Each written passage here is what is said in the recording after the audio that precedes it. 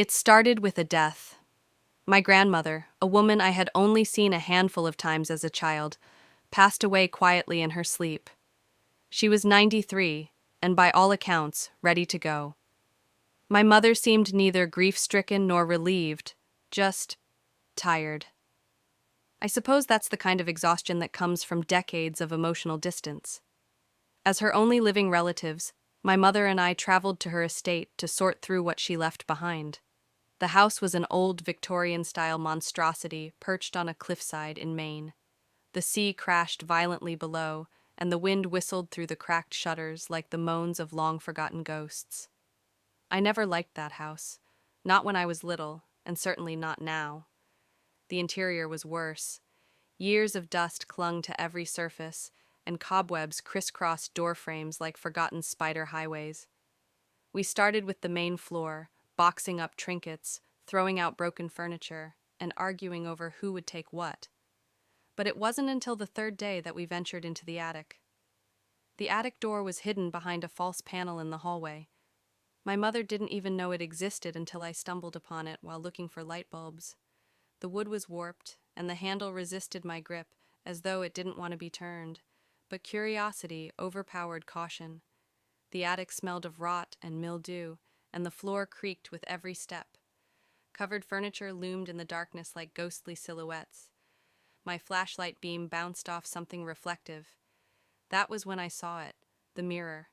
It stood nearly 7 feet tall, framed in tarnished silver that was intricately carved with faces. Not beautiful cherubic faces, but screaming, twisted visages that seemed to claw at the edges of the glass. I should have walked away right then. I should have closed the attic door and burned the whole damn house down. But I didn't. I called my mother up to look at it. She gasped when she saw it. "That belonged to your great-grandmother," she said, her voice hushed. "She was obsessed with it, wouldn't let anyone else touch it." There was a long pause. "She said it showed her things." "What kind of things?" I asked. My mother shook her head.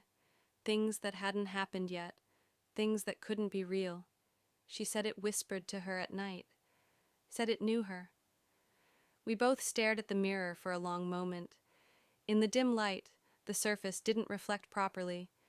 It was too dark, too deep, like looking into a still pond at midnight. My own reflection seemed to twitch, a half-second off from my movements. I blinked. My reflection didn't. I told myself it was just the lighting, that old glass warps over time, that I was tired. We should have left it there. But something compelled me. I brought it downstairs and leaned it against the wall in the guest bedroom where I was staying. That night the whispers started. They were soft at first, like wind brushing against a window pane, but they grew louder, more urgent. I couldn't understand the words, but the cadence was unmistakable. Pleading, demanding, warning. I didn't sleep. I kept my eyes on the mirror. At exactly 3:03 a.m. the glass shimmered. A shadow appeared. Not mine. It was human-shaped, but distorted, as if submerged under water. It moved closer to the surface, raising one hand to the glass. My heart pounded as I watched. It touched the inside of the mirror. And then it smiled. I ran from the room. My mother didn't believe me. She said I was stressed, grieving in my own way, overwhelmed. But I knew what I saw. The next night, I tried to stay awake, watching the mirror from the hallway, door cracked just enough. Again at 3:03 a.m. it came, the figure, taller than before, clearer. I could see its face now, a mirror version of myself but wrong. Its eyes were too wide, its smile too sharp. It waved, and then it knocked on the glass. 3 times. I slammed the door shut. The following day I tried to take it outside. It wouldn't move. I mean that literally. It was as if it had fused with the floor. Not even my mother, who helped me with all her strength, could budge it. That night, I heard footsteps. Inside the room. I burst in, but the room was empty, save for the mirror. My reflection was smiling again, even though I was not. I covered it with a sheet. The next morning, the sheet was gone, burned, in a neat pile of ashes on the floor. My mother suggested we leave early, hire someone to handle the rest. I agreed.